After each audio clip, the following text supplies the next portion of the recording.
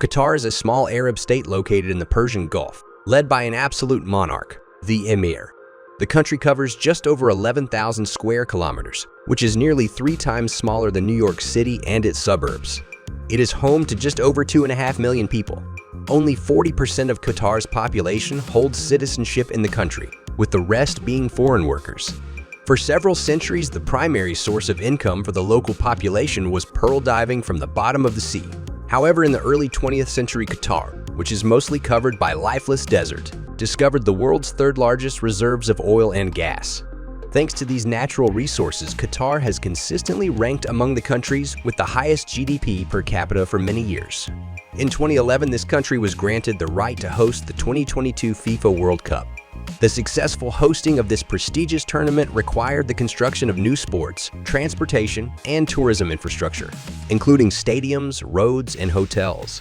In addition to the 8 stadiums, with capacities ranging from 25,000 to 40,000 spectators, and a total cost of $6.5 billion, the authorities of the Emirate decided to build a metro system with 4 lines spanning a total length of 140 kilometers, a railway, and 4 new highways.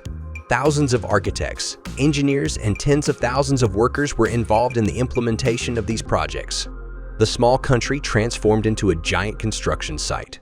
One of the main challenges became transportation between the capital, Doha, and the city of Lusail, where the final of the championship will take place, as well as connectivity between the business and cultural districts of the country's main city. The fact is that most of Qatar's cities are concentrated on the western part of the Qatari Peninsula, along the shores of Doha Bay and the Persian Gulf. Often they seem to merge together, like the capital city of Doha and its satellite cities such as Al Wakra, Lusail, and Salah.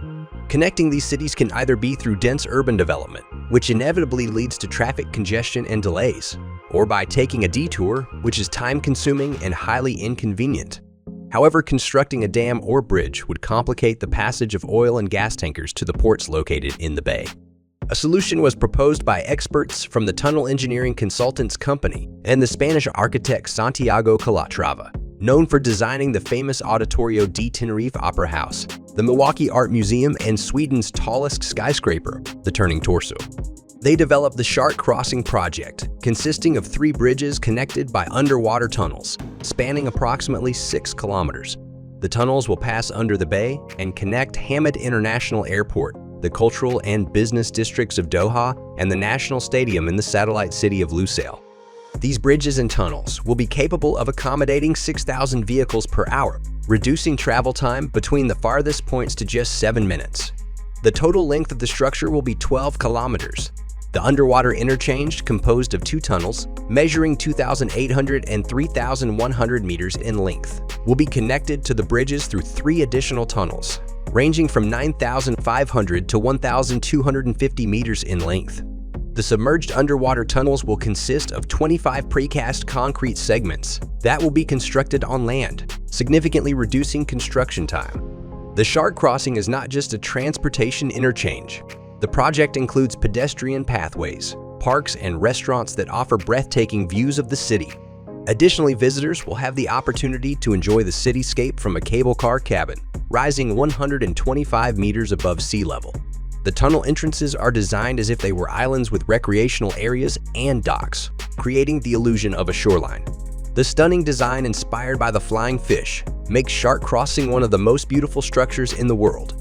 It will attract thousands of tourists from around the world, especially as Qatar's population continues to grow, and a convenient road infrastructure is essential for comfortable travel within the country.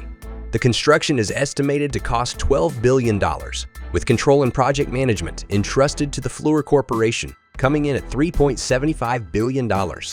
Preliminary calculations suggest that building this structure will require 58,000 cubic meters of concrete and 5,500 tons of steel. Construction was originally planned to start in 2015 and expected to be completed by 2021. However, during the preparatory phase, it became clear that costs could exceed the initially planned expenses by up to 40%. Furthermore, the drop in oil prices led to the postponement of construction in January 2015. Due to economic challenges following the blockade, announced by neighboring countries in 2017, the project was not prioritized, and its fate seemed uncertain.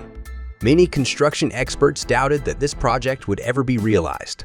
And for the transportation problems that were supposed to disappear after the implementation of Sharq Crossing, they started to look for new ways of solution.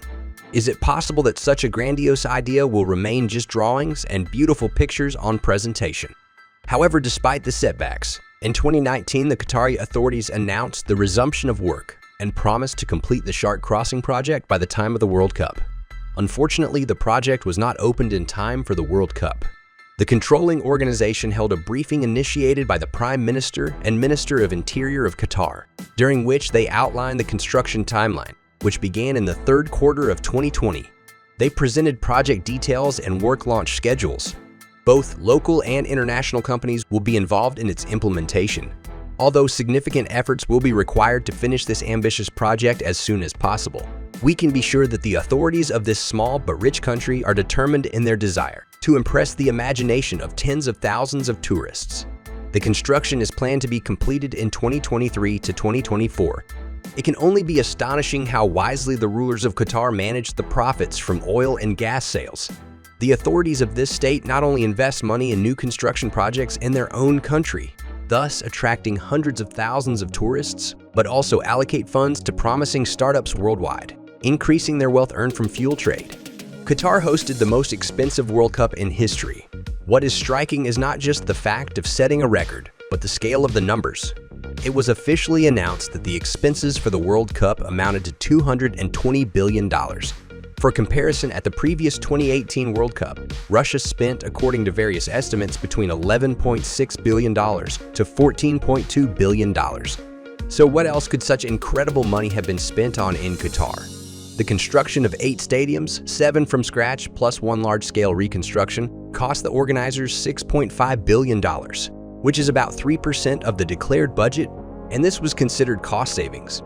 Initially, the construction of the arenas was estimated at $8 to $10 billion. The remaining funds were allocated to infrastructure projects, all part of the Qatar National Vision 2030, a state program adopted in 2008, which sets the strategy for Qatar's national development and modernization. The program's goal is to transform Qatar into an advanced society capable of sustainable development by 2030. QNV is divided into 4 major components, with the economic aspect envisioning the country's transition from a resource-based economic model to a knowledge-based economy. The human development section is dedicated to improving the quality of education and healthcare.